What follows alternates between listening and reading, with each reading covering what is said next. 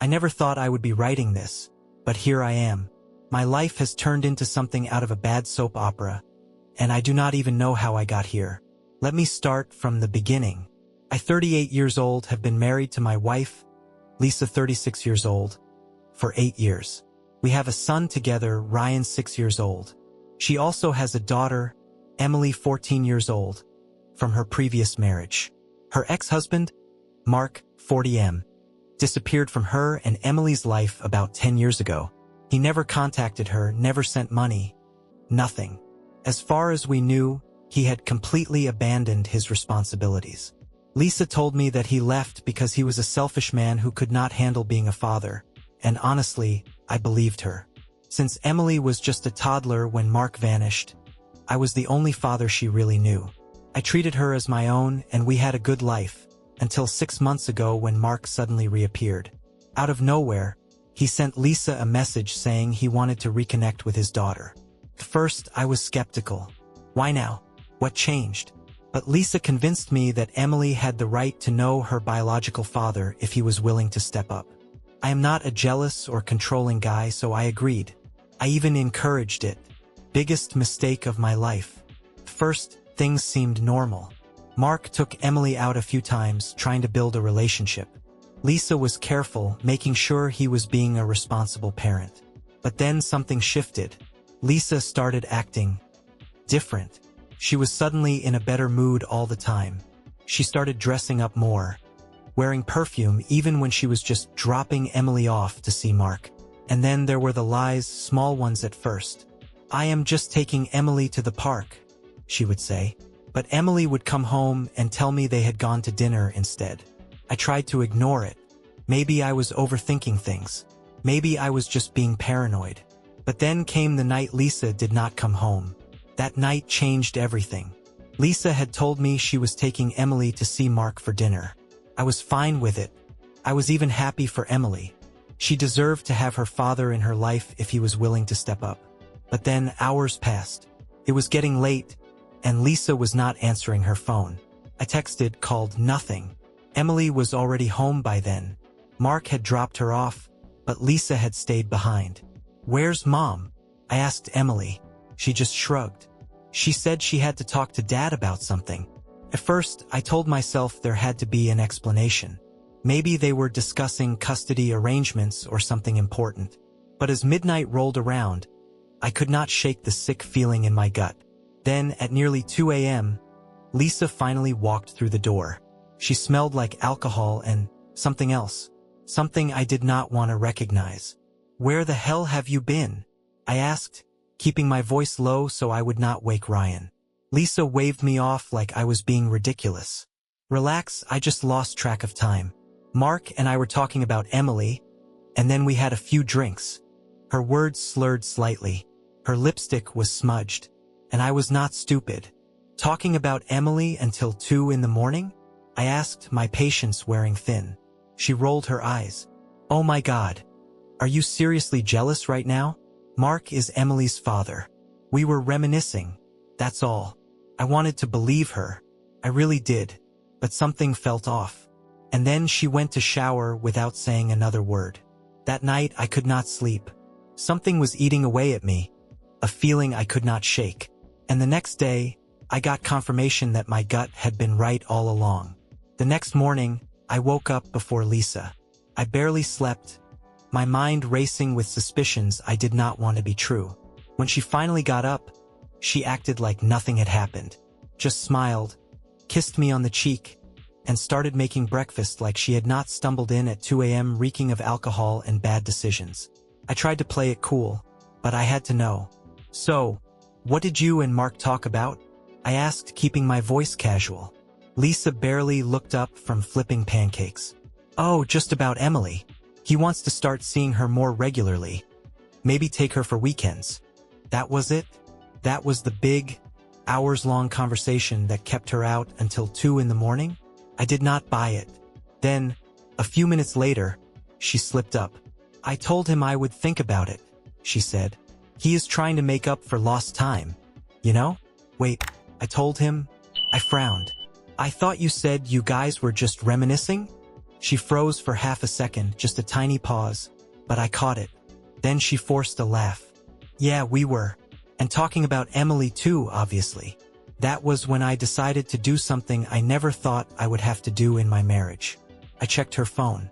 Lisa had left it charging in the kitchen while she was in the shower. My hands were shaking as I picked it up. I knew I was crossing a line, but I also knew, deep down, that she had already crossed it first. And the second I opened her messages, my stomach dropped. There it was. A string of texts between her and Mark. Lisa, last night was amazing. I can't stop thinking about you. Mark, same. I've missed this. Missed you. Lisa, I don't know how we're gonna keep this secret, but I can't stop now. I had to sit down. The room felt like it was spinning. She had been lying. She had been sneaking around behind my back with a man who abandoned her and their daughter for a decade. And worst of all, she did not even have the decency to feel guilty about it. I put her phone down before my shaking hands could accidentally smash it. My heart was pounding so hard I could hear it in my ears. Lisa was cheating on me, and now I had to figure out what the hell I was going to do about it. I sat there for what felt like hours, staring at Lisa's phone, my mind running in circles. The texts were right in front of me, undeniable proof that my wife had been lying and sneaking around with her ex-husband. I should have confronted her right then and there. I should have thrown her phone in her face and demanded the truth. But I did not. Instead, I played dumb. I put her phone back exactly as I found it and acted like everything was normal. Why? Because I needed more information. If she was capable of lying to my face like that, then I needed to know just how deep this went. So I watched. And the more I paid attention, the more I realized how blind I had been. Lisa was constantly on her phone, smiling at messages she never shared with me. She would leave the house at odd hours, always with a half-assed excuse. Just running errands, meeting a friend, going for a drive to clear my head, and I let her think I believed her. Then, one night, I got my confirmation. She told me she was taking Emily to a late movie. Fine. I kissed both of them goodbye and watched them leave. An hour later, I texted Emily. Me, how's the movie? Emily, what movie? My blood went cold. Me, your mom said she was taking you to a movie. Emily. She dropped me off at a friend's house like an hour ago. That was it. That was all I needed. Lisa was not just lying. She was getting reckless. She did not even bother covering her tracks anymore. So I did something I never thought I would have to do. I got in my car and followed her. It did not take long to figure out where she had gone. A cheap motel on the other side of town. Her car was parked right outside, and I did not need to go inside to know exactly what was happening in that room. I sat there in my car, gripping the steering wheel. Part of me wanted to storm in there and catch them in the act. But another part of me, one that was colder, more calculating, wanted to wait. Lisa thought she was in control of this situation. She thought I was clueless. But now I had the upper hand, and I was going to make damn sure she paid for what she had done. I sat outside that damn motel for over an hour, gripping the steering wheel so hard I thought it might snap. Every minute that passed made my blood boil hotter. But I forced myself to stay calm. Storming in there, causing a scene, it would have been satisfying, sure, but it would not change what she had done. I needed a plan. So instead of confronting her that night, I drove home and started preparing for what came next. The first thing I did was take screenshots of all the texts between her and Mark. I forwarded them to myself, made copies, backed them up. If she ever tried to lie or twist the truth, I wanted undeniable proof. Then I started looking into a divorce lawyer. I was not going to be the idiot who got blindsided. Lisa thought she was in control, but she had no idea what was coming. She got home around 2 a.m., just like last time. She barely even tried to hide it anymore. "You are still up?" she asked, acting surprised. I forced a tired smile. "Could not sleep." She nodded, gave me a quick kiss on the cheek, and went straight to the shower, like I was some kind of fool. I wanted to grab her right then, throw the evidence in her face and watch her squirm. But I held back, because I was going to make sure she lost everything. The next morning, I started making moves. I secretly met with a lawyer and told him everything. He was blunt with me, Since we had a son together, I needed to be careful. If I handled this the wrong way, Lisa could turn things around and make my life hell in court. I was not going to let that happen. But before I could put my full plan into motion, something unexpected happened. Mark showed up at my house. I was outside loading Ryan into the car when his car pulled into the driveway. I felt my hands clench into fists just at the sight of him. He stepped out, acting all casual, like we were old friends. "Hey, man. Got a minute?" I had half a mind to punch him right there, but I kept my cool. "What do you want?" He sighed, rubbing the back of his neck. "Look, I know this is awkward, but I just wanted to talk to you man to man." I laughed bitterly. "Man to man? You mean like how you are sneaking around with my wife behind my back?" His face changed. Just for a split second, I saw guilt flash across it. But then he played it off. "It is not like that." I crossed my arms. "Then what is it like?" Mark hesitated, then sighed. "I came back because I had no choice. I was in prison, all right? That is why I disappeared for 10 years. I blinked. Of all the things I expected him to say, that was not one of them. I just stood there, staring at Mark like he had lost his damn mind.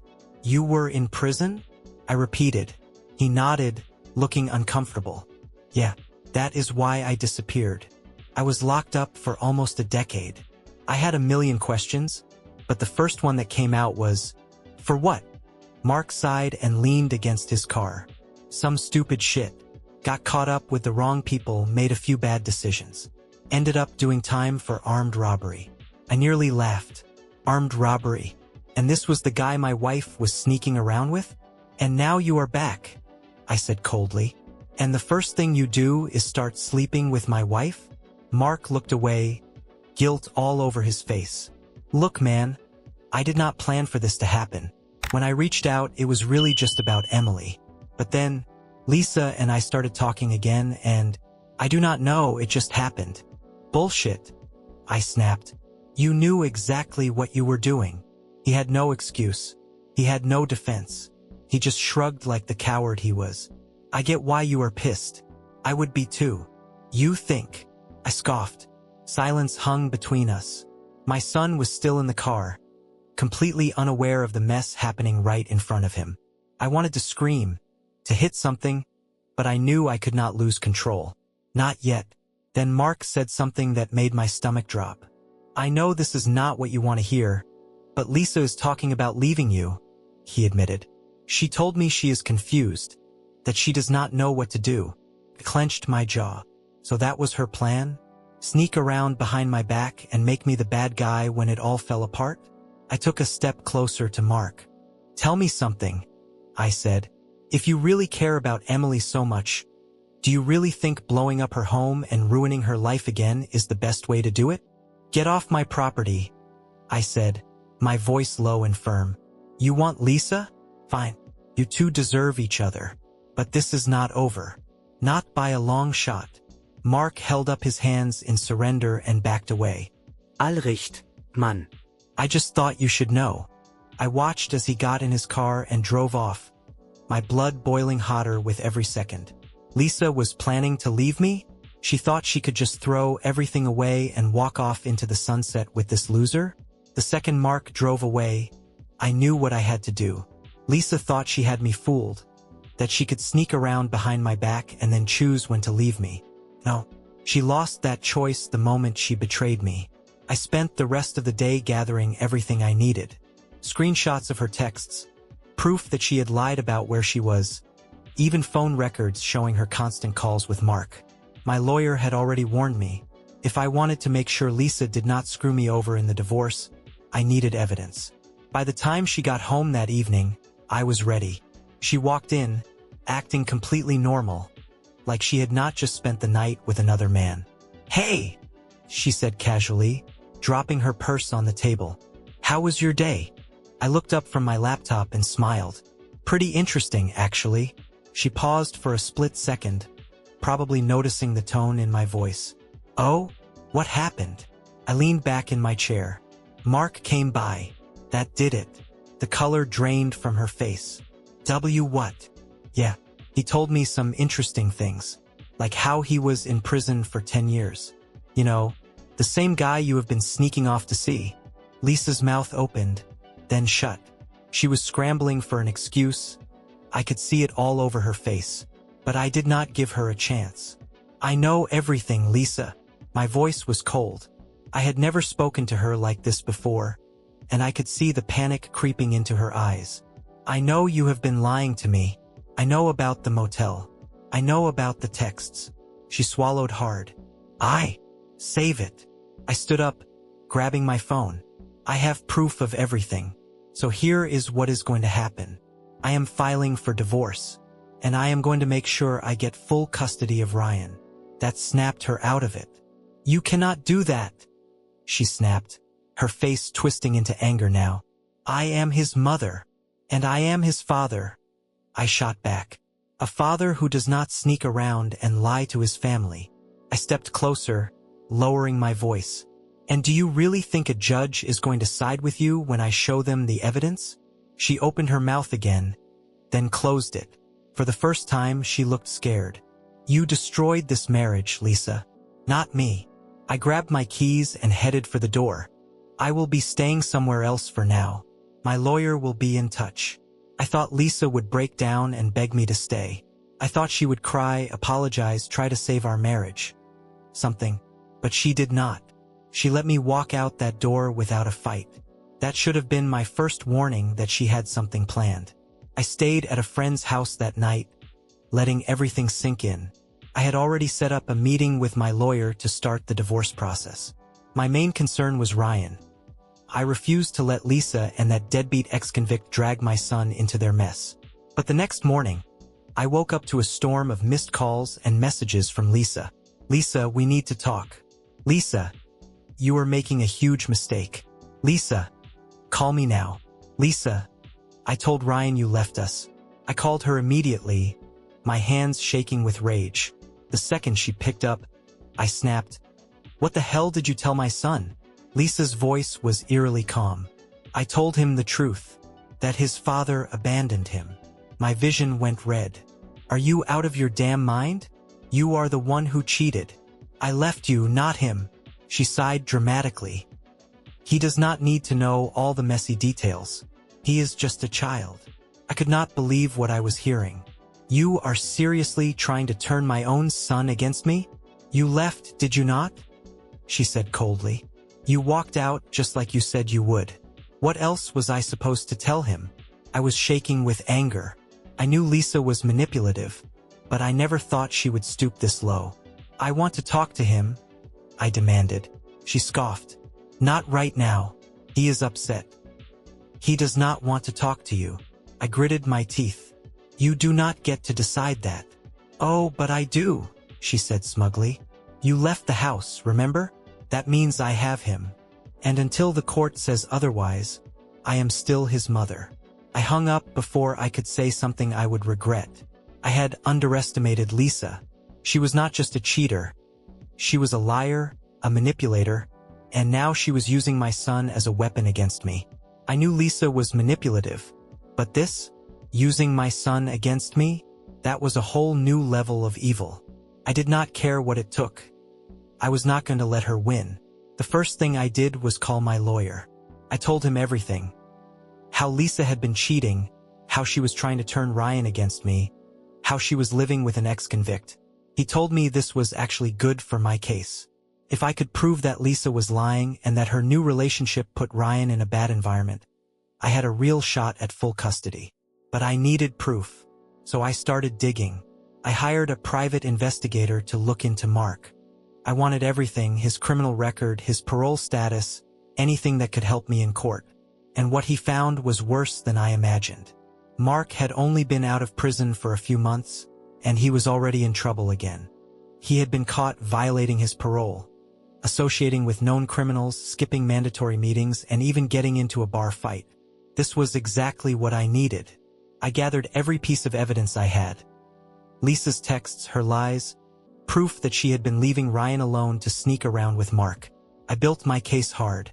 Then I made my move. I filed for an emergency custody hearing. My lawyer argued that Lisa was exposing our son to an unstable and potentially dangerous situation. And when we presented Mark's record to the judge, that was the nail in the coffin. Lisa tried to defend herself, but the evidence was overwhelming. By the end of the hearing, the judge ruled in my favor. I got temporary full custody of Ryan. Lisa was furious. She screamed at me outside the courthouse, saying I had ruined her life. Mark stood there like a useless idiot, not saying a word. But I did not care.